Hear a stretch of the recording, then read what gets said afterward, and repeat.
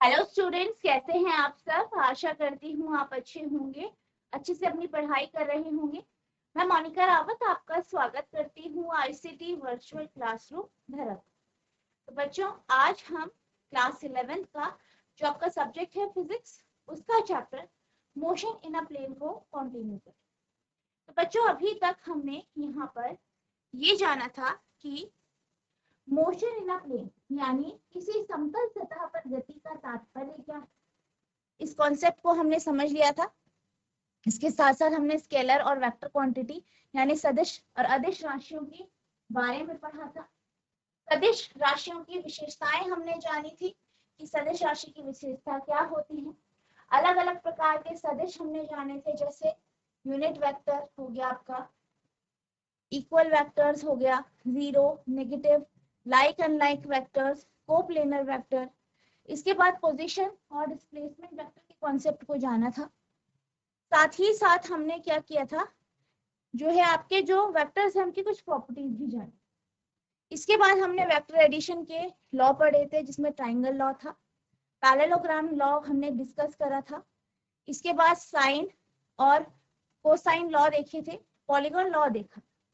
इतना हमने जो है पढ़ लिया था। आज हम क्या करेंगे, जितने भी हमने वेक्टर एडिशन लॉ पढ़े हैं उनके बेस में हम कुछ क्वेश्चंस को डिस्कस करें, फिर आपका जो आगे का टॉपिक है उसे हम डिस्कस करें। तो आपका आज का पहला प्रश्न है, do two forces 20 newton and 5 newton are acting 20 newton and 5 newton are acting at an angle of 120 degree between the. यानी दो बल हैं, ठीक है, दो बल हैं 20 न्यूटन और 5 न्यूटन के, ठीक है। ये एक कोण में लग रहे हैं और वो कोण कितना है, 120 डिग्री का कोण। Find the resulting force in magnitude and direction, यानी आपको क्या निकालना है, रिजल्टेंट फोर्स निकालना है, उसका मैग्नीट्यूड और डायरेक्शन, यानी उसका परिमाण और उसकी दिशा आपको निकालना है। दो बल 20 न्यूटन और 5 न्यूटन कोण पर कार्य कर रहा है। परिमाण और दिशा की में परिमाणी बल ज्ञात कीजिए, यानी आपको क्या बताना है, जो रिजल्टेंट फोर्स है उसका मैग्नीट्यूड और डायरेक्शन आपको निकालना, ठीक है। तो सबसे पहले जो भी इंफॉर्मेशन आपको दी गई है उसे नोट कर लेंगे। तो सबसे पहले आपको दो फोर्स दिए गए हैं, ठीक है। तो यानी कि आपको ए और बी का मैग्नीट्यूड दिया, ठीक है। तो आपको क्या दिया गया है, आप लिखेंगे given A equals to 20 newton, B equals to 5 newton. इसके साथ साथ आपको थीटा का मान दिया गया है, ठीक है। थीटा कितना है, 120 डिग्री। तो ये जो इंफॉर्मेशन है ये आपको दी गई है, ठीक है। आपको थीटा दिया गया है, आपको यहाँ पे आर निकालना है, रिजल्टेंट वेक्टर का मैग्नीट्यूड, और बीटा यानी डायरेक्शन आपको निकालना है, ठीक है। तो दो वेक्टर है, उनका मैग्नीट्यूड दिया है, उनके बीच का एंगल आपको दिया है, आर और बीटा की वैल्यू निकालना। सबसे पहले हम आर की वैल्यू निकालते हैं। आर यानी रिजल्टेंट। तो रिजल्टेंट का फॉर्मूला हमने क्या डिस्कस किया था, रिजल्टेंट का फॉर्मूला होता है under the root a square plus B square plus 2ab cos theta. यहाँ पर हम सबकी वैल्यूज रख देंगे। सबसे पहले आप ए की वैल्यू रखेंगे, ए कितना है आपका 20, बी कितना है 5, 20 का स्क्वायर प्लस 5 का स्क्वायर प्लस 2 इंटू ए कितना है 20, बी कितना है 5, कॉस 120 डिग्री।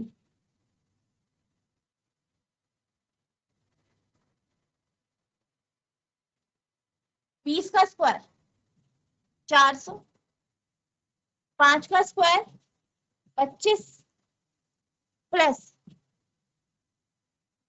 2 इंटू 2 गुणा 20 गुणा 5 cos 120 डिग्री, cos 120 डिग्री को आप लिख सकते हैं cos 90 डिग्री प्लस 30 डिग्री लिख सकते हैं। अब आप क्या जानते हैं, आप ये जानते हैं कि cos 90 डिग्री प्लस थीटा, ठीक है, बराबर होता है आपके माइनस साइन थीटा के बराबर हो जाता है। तो यहाँ पे जो है आप इसे लिख देंगे माइनस साइन 30 डिग्री। साइन 30 कितना होता है 1/2, तो आपका आंसर आएगा माइनस 1/2 आएगा, ठीक है। तो cos 120 डिग्री की वैल्यू कितनी आई, माइनस 1/2। आई होप आपको समझ में आया होगा cos 120 माइनस 1/2 कैसे आया। तो आप यहाँ पे माइनस 1/2 वैल्यू रखते हैं, ठीक है। तो आप साइड में भी लिख सकते हैं, एक जगह साइड में आप लिख लेंगे, ठीक है, यहाँ पे इसे साइड में लिख देंगे। Since cos 90 degree plus theta equals to minus sine theta होता है, ठीक है। तो आप क्या कर देंगे, यहाँ पे लिख देंगे cos 90 degree plus 30 degree equals to minus sine 30 degree, यानी माइनस 1/2, ठीक है। तो इसलिए यहाँ पे यह, अब इसे सॉल्व करेंगे।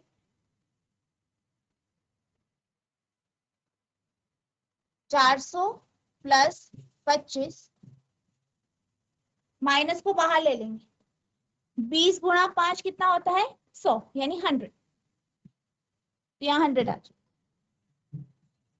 फर्दर 425, 425 माइनस 100, यानी आपका जाएगा अंडर द रूट 325, ठीक है। तो ये आपका आर का मान आ गया है अंडर द रूट 325, ठीक है। आप इसे फर्दर सॉल्व कर सकते हैं जिससे आपकी रिजल्टेंट की वैल्यू आए, ठीक है। आई होप आपने नोट कर लिया होगा, आपको साथ साथ नोट करते रहना है। अब हम बात करते हैं डायरेक्शन की, ठीक है, डायरेक्शन की बात करते हैं। डायरेक्शन यानी दिशा, यानी हमें बीटा की वैल्यू निकालनी है। तो आपका फॉर्मूला है tan beta equals to a sine theta b sine theta upon a plus b cos theta, ठीक है। आपको क्या निकालना है, बीटा की वैल्यू निकालनी है। तो tan बीटा बराबर b sine theta plus upon a plus b cos theta होता है, ये हमने पिछले लेक्चर में डिस्कस किया, ठीक है। नोट करते रहेंगे आप साथ ही साथ। b की वैल्यू कितनी है 5, साइन थीटा कितना है 120 डिग्री अपॉन a कितना है आपका 20 प्लस 5 कॉस 120 डिग्री, ठीक है। आप नोट करते रहेंगे, सॉल्व करेंगे इसे। अब साइन 120 की वैल्यू कितनी होती है,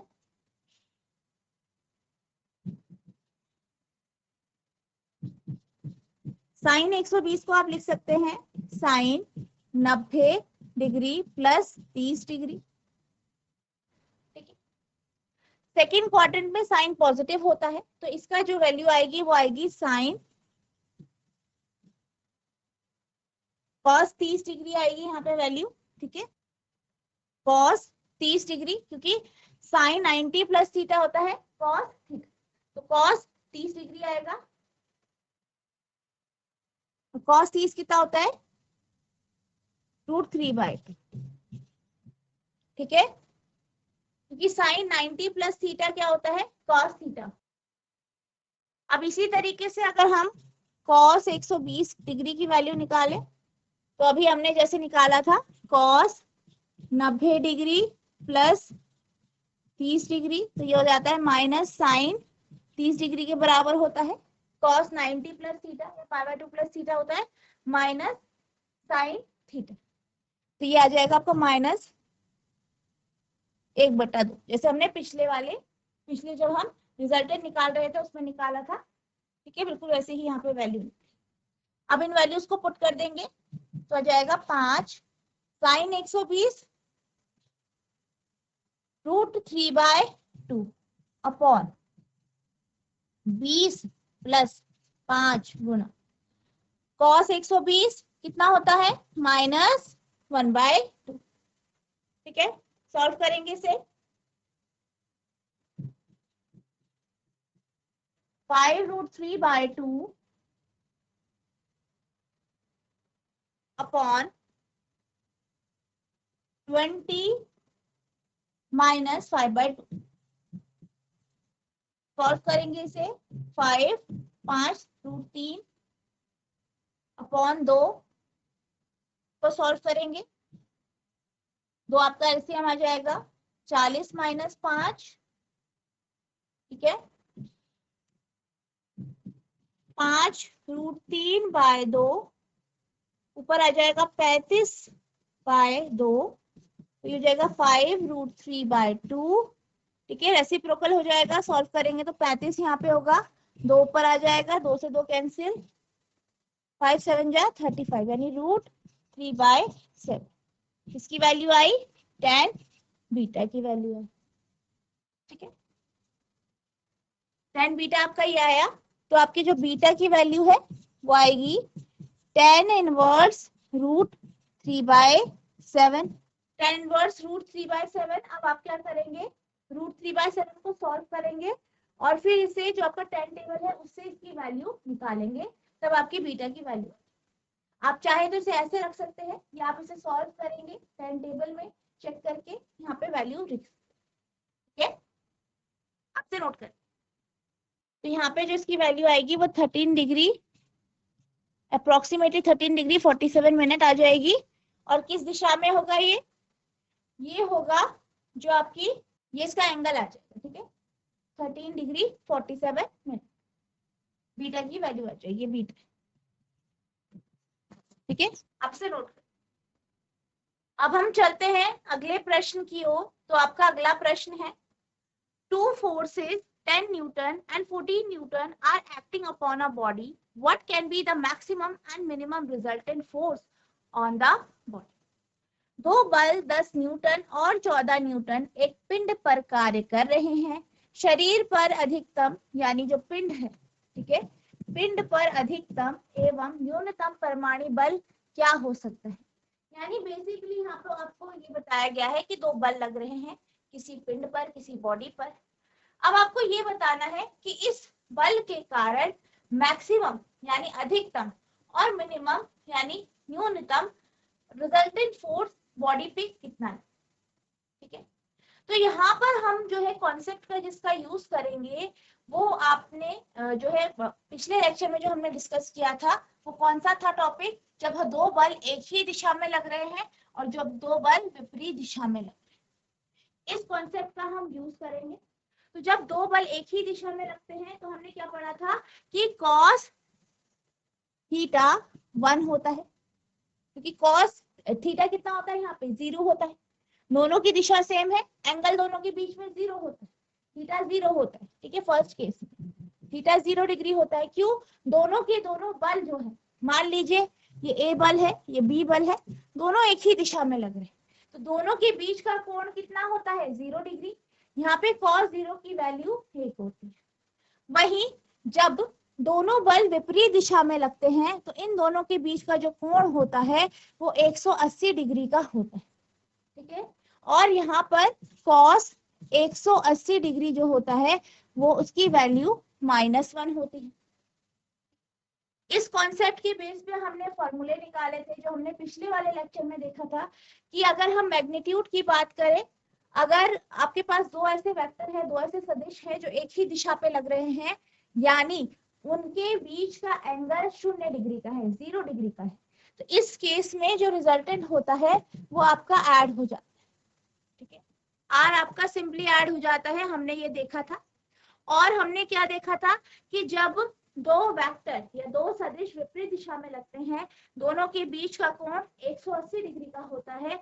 इस केस में cos थीटा यानी cos 180 डिग्री -1 हो जाता है और जो आपका रिजल्टेंट फोर्स होता है उसकी वैल्यू a माइनस बी होती है। तो यहाँ पे क्या बोला गया है कि मिनिमम और मैक्सिमम रिजल्टेंट फोर्स कब होगा, इन दो कंडीशन में ही होगा। मिनिमम जो होगा वो विपरीत दिशा में जब बल लगेगा, यानी जब थीटा की वैल्यू 180 डिग्री होगी तब मिनिमम फोर्स लगेगा। वहीं मैक्सिमम फोर्स कब लगेगा, जब थीटा की वैल्यू क्या होगी आपके 0 डिग्री, क्योंकि इस केस में cos थीटा 1 हो जाएगा, ठीक है, और रिजल्टेंट आपका डायरेक्टली a प्लस बी हो। ये हमने पिछले लेक्चर में डिस्कस किया था, आई होप आपको याद होगा। रिजल्टेंट के फॉर्मूले का यूज करके ही हमने ये दो फॉर्मूले निकाले, ठीक है। अब हम इसे लिखते हैं कि किस तरीके से आप इसे लिखेंगे और इसका रिजल्ट बताएं, ठीक है। आई होप आपको इतना समझ में आया, ठीक है। अब हम इसे ठीक तरीके से लिखेंगे, किस तरीके से आपको इसे लिखना है, इस क्वेश्चन को सॉल्व करना है, ये हम देखेंगे। यहाँ पर आपके पास दो बल, एक 10 न्यूटन का है, दूसरा 14 न्यूटन। तो हम ए का मान ले लेते हैं 10 न्यूटन और बी का मान ले लेते हैं 14 न्यूटन। अब आप लिखेंगे फॉर मैक्सिमम रिजल्टेंट फोर्स, यानी अधिकतम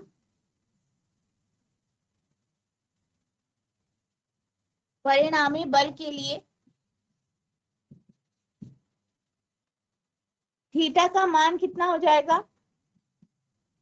थीटा का मान हो जाएगा आपका 0 डिग्री, ठीक है। थीटा का मान हो जाएगा 0 degree, theta will be equals to 0 degree. आप लिखेंगे that is both the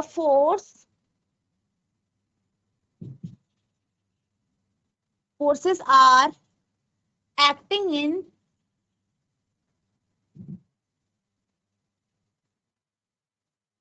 same direction,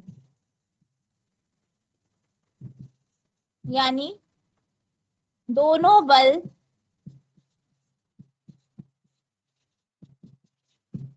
एक ही दिशा में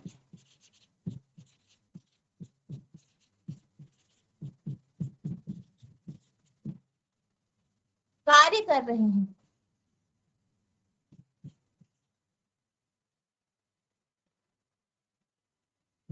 ठीक है। फिर आप डायग्राम बनाएंगे, ये हो गया आपका वेक्टर ए, ये हो गया आपका वेक्टर बी। थीटा क्या हो गया यहाँ पे 0 डिग्री, तो आप लिखेंगे when theta is equals to 0 degree, मतलब क्या हो गया cos theta is equals to cos 0 degree equals to 1, ठीक है। तो इस केस में क्या हो जाएगा, r बराबर हो जाएगा, अगर मैं आपको यहाँ पे फॉर्मूले वाइज दिखाऊं तो r बराबर आपका a square plus B square plus 2ab cos theta होता है। तो 2ab cos 0 है तो यानी 1 है, तो आप इसे लिख सकते हैं r equals to under the root a square plus B square plus 2ab, ठीक है। तो ये आपकी आइडेंटिटी बन रही है, ठीक है, a प्लस बी का होल स्क्वायर की, ये हमने पिछले लेक्चर में भी डिस्कस किया था। तो a प्लस बी का होल स्क्वायर होता है a square plus B square plus 2ab, तो यहाँ पर भी वही आइडेंटिटी बन रही है। आप इसे लिख सकते हैं a प्लस बी का होल स्क्वायर, या r लिख सकते हैं a प्लस बी, ठीक है, इस तरीके से लिख सकते हैं, क्योंकि यहाँ पे आपके a प्लस बी कॉस क्या आ जाएगा 0 डिग्री और 0 डिग्री आपका 1 हो, ठीक है। तो यहाँ पे आप चाहे डायरेक्ट लिख लीजिए, मैं यहाँ पे थोड़ा सा एक्सप्लेनेशन कर लिया है कि क्यों यहाँ पे a प्लस बी आए, ठीक है। अब आप यहाँ पे a और b की वैल्यू रख देंगे, तो r बराबर a कितना है आपका 10, b कितना है 14, 10 प्लस 14 यानी 24 न्यूटन। तो यहाँ पर जो आपका मैक्सिमम केस है, ठीक है, मैक्सिमम की कंडीशन में हमारे पास जो रिजल्टेंट आया है वो 24 न्यूटन आया, और ये किस दिशा में होगा, जिस दिशा में आपका ए और बी यानी दोनों की डायरेक्शन सेम है तो उसी दिशा में ये हो, ठीक है। डायरेक्शन होगा यानी दिशा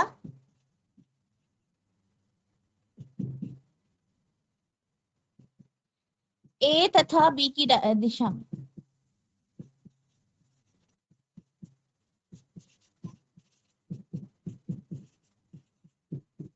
ठीक है। ए तथा बी की दिशा में दोनों की दिशा सेम है इसलिए उसी दिशा में आपका रिजल्टेंट है।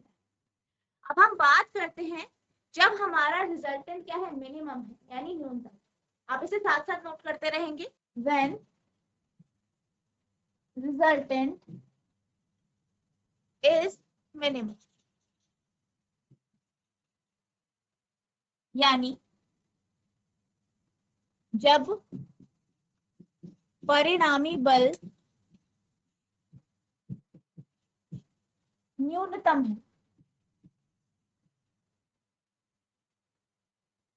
तो इस केस में थीटा की जो वैल्यू होगी वो 180 डिग्री होगी, ठीक है। यानी आप लिखेंगे both the forces are acting in opposite direction.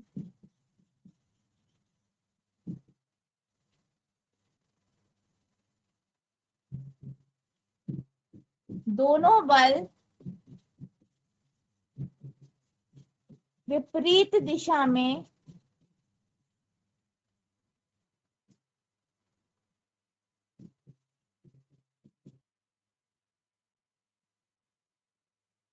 कार्य कर रहे हैं।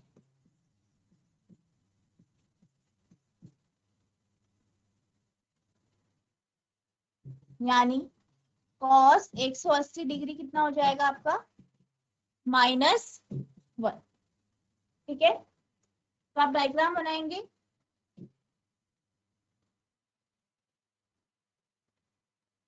एक ही दिशा है, ये बी की दिशा है,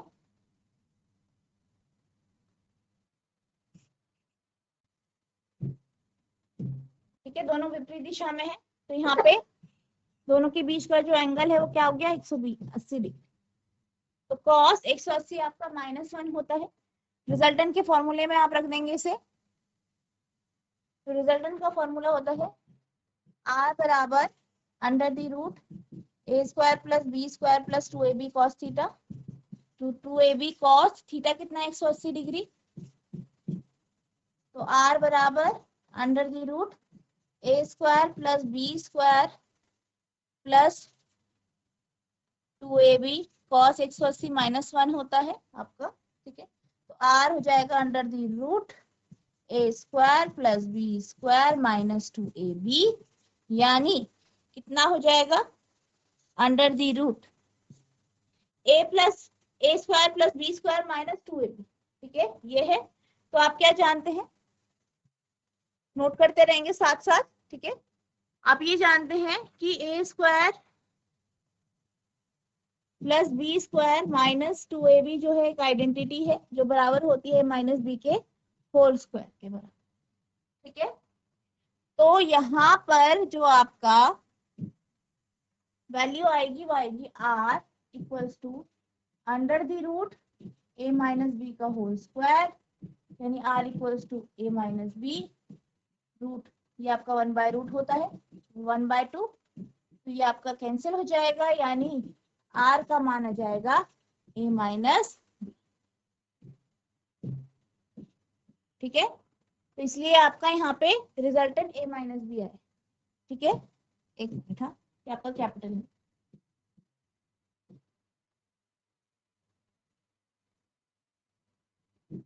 इसे कैपिटल लिखेंगे क्योंकि ये कैपिटल में था आपका, ये थोड़ा सा मिस्टेक हो गई है, ठीक है। तो ये a - b का होल स्क्वायर हो जाएगा a² + b² + 2ab।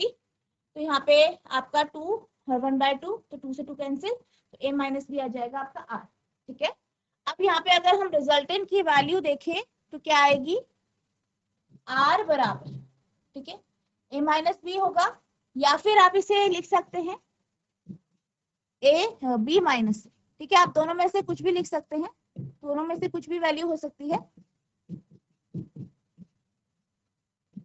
या तो आपका r बराबर a माइनस बी होगा या b माइनस बी।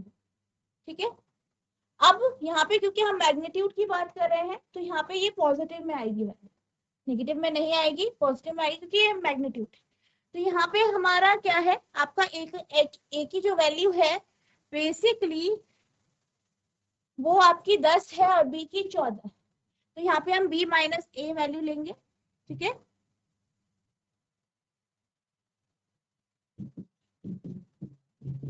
ठीक है, क्योंकि यहाँ पे रिजल्टेंट की बात कर रहे हैं तो यहाँ पे a माइनस बी या b माइनस ए। ठीक है, तो b 14 है, a 10 है,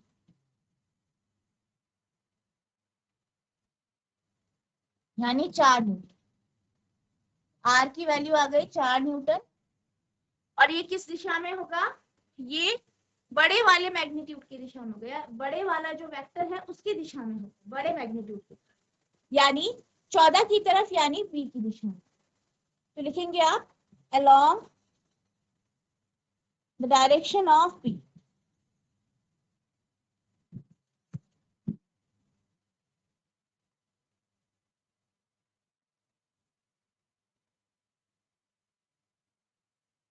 सदिश b की दिशा। ठीक है, तो इस तरीके से ये आपका मिनिमम वैल्यू आ गया रिजल्टेंट का, और ये आपका मैक्सिमम वैल्यू। ठीक है, आप इसको नोट करेंगे।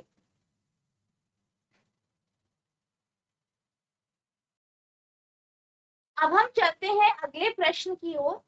तो आपका अगला प्रश्न है, rain is falling vertically with a speed of 35 metre per second. यानी बारिश जो है, बारिश गिर रही है, वर्षा गिर रही है नीचे की ओर, और इसकी जो है स्पीड, यानी इसकी जो चाल है वो कितनी है, 35 मीटर प्रति second. Wind starts blowing after some time with a speed of 12 metre per second. कुछ समय बाद क्या हुआ, हवा चलने लगी, हवा चलने लगी, और कितनी स्पीड से चलने लगी, 12 मीटर प्रति सेकेंड की स्पीड से चलने लगी। इन ईस्ट टू वेस्ट डायरेक्शन, और इसकी दिशा क्या थी, ईस्ट से वेस्ट, पूरब से पश्चिम की। In which direction should a boy waiting at a bus stop hold his umbrella. आपको ये बताना है कि एक लड़का है जो बस स्टॉप में खड़ा, ठीक है, बस की वेट कर रहा है। अब बारिश पड़ रही है, थोड़ी देर बाद हवा चलने लगी। आपको बताया गया है कि बारिश नीचे की ओर पड़ रही है, और उसकी जो गति है या उसकी जो चाल है वो 35 मीटर प्रति सेकंड। वहीं जो हवा है, हवा की जो दिशा है वो पूरब से पश्चिम की ओर है, और इसकी जो चाल है वो 12 मीटर प्रति सेकंड है। तो आपको बताना है कि जो लड़का बस स्टॉप में खड़ा है वो अम्ब्रेला को किस डायरेक्शन में होल्ड करे, यानी वो छाता को किस दिशा में पकड़े ताकि वो बारिश से बचे। किसी दिन वर्षा 35 मीटर प्रति सेकंड की चाल से ऊर्ध्वाधर नीचे की ओर हो रही है। कुछ देर बाद हवा 12 मीटर प्रति सेकंड की चाल से पूरब से पश्चिम दिशा की ओर चलने लगती है। बस स्टॉप पर खड़े किसी लड़के को अपना छाता किस दिशा में करना चाहिए। ठीक है, तो ये आपसे यहाँ पे पूछा। तो बेसिकली यहाँ पे क्या हो रहा है, यहाँ पे क्या कहा गया है कि बारिश हो रही है, बारिश किधर की तरफ हो रही है, नीचे की ओर। ठीक है, बारिश की जो दिशा है वो नीचे की ओर है। ठीक है, और 35 मीटर पर सेकेंड, ठीक है, 35 मीटर प्रति सेकेंड की स्पीड से नीचे की ओर बारिश पड़ रही, हवा चलने लगी। ठीक है, ये आपका नॉर्थ हो गया, अगर डायरेक्शन देखें ये आपका साउथ हो गया, यहाँ पे आपका ईस्ट होता है, यहाँ पे वेस्ट होता है। ठीक है, उत्तर दक्षिण पूरब पश्चिम। अब जो हवा है वो पूरब से पश्चिम की ओर चल रही है, पूरब से पश्चिम की ओर यानी इस दिशा में। ठीक है, हवा किधर चल रही है, इस दिशा में चल रही है, हवा का कंपोनेंट इस दिशा में, बारिश नीचे की ओर हो रही है। ठीक है, और चाल कितनी है, 12 मीटर प्रति सेकेंड। ठीक है, अब आपसे पूछा गया है कि जो बच्चा, ये जो लड़का खड़ा है बस स्टॉप में, वो छाता किस दिशा में जो है पकड़े। ठीक है, तो यहाँ पे आपका जो एक वेक्टर है, जो बारिश के गिरने का, उसकी वेलोसिटी का वेक्टर है वो नीचे की तरफ है, हवा का वेक्टर इधर की तरफ है। तो इसका जो रिजल्टेंट आएगा वो कुछ इस तरीके से होगा, इस तरीके से होगा। यानी इसका जो रिजल्टेंट आएगा, बेसिकली बारिश इधर हो रही है, हवा चली, उसकी दिशा चेंज हो जाएगी, तो इन दोनों का जो रिजल्टेंट आएगा कुछ इस दिशा में आएगा। आई होप आपको समझ में आ रहा होगा। बारिश नीचे पड़ रही है, सीधी पड़ रही है, हवा चली, थोड़ी देर बाद हवा चली, उसने उसकी डायरेक्शन चेंज कर दी, तो जो रिजल्टेंट आएगा वो इस दिशा में है। तो इस दिशा में क्या होगा, बच्चे को छाता पकड़ना पड़ेगा इस दिशा। ठीक है, तो आपको यहाँ पे जो है इस एंगल को निकाल, ठीक है, इस एंगल को आपको निकालना है, बीटा मान लीजिए इस एंगल को, इसे आपको निकाल। ठीक है, तो ये आपका होमवर्क है, मैंने आपको बता दिया, डायग्राम कुछ इस तरीके से है। ठीक है, आप यहाँ पे जो है tan बीटा की वैल्यू निकालेंगे, तो बीटा की वैल्यू आपके आ जाएगी। इस तरीके से आपको इस क्वेश्चन को सॉल्व, ठीक है, ये होमवर्क है, नेक्स्ट लेक्चर में हम इसे डिस्कस करें। तो बच्चों, आज हमने जो है आपके जो ये चैप्टर है इसके कुछ क्वेश्चंस डिस्कस किए। आई होप आपको ये क्वेश्चन समझ में आए होंगे, और आपको जो ये होमवर्क से क्वेश्चन दिया गया है, ये क्वेश्चन आपको समझ में आ गया होगा, ऐसी मेरी आशा है। अब आपको इसको जो है होमवर्क से करके आए। ठीक है, ये आपका डायग्राम है, आप इसे नोट करेंगे और इसे करने की कोशिश करें।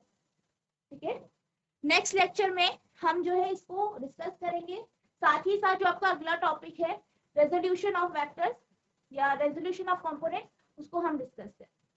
तो बच्चों, आज के लिए बस इतना ही, मिलते हैं अब नेक्स्ट सेशन में, तब तक के लिए thank you and have a nice.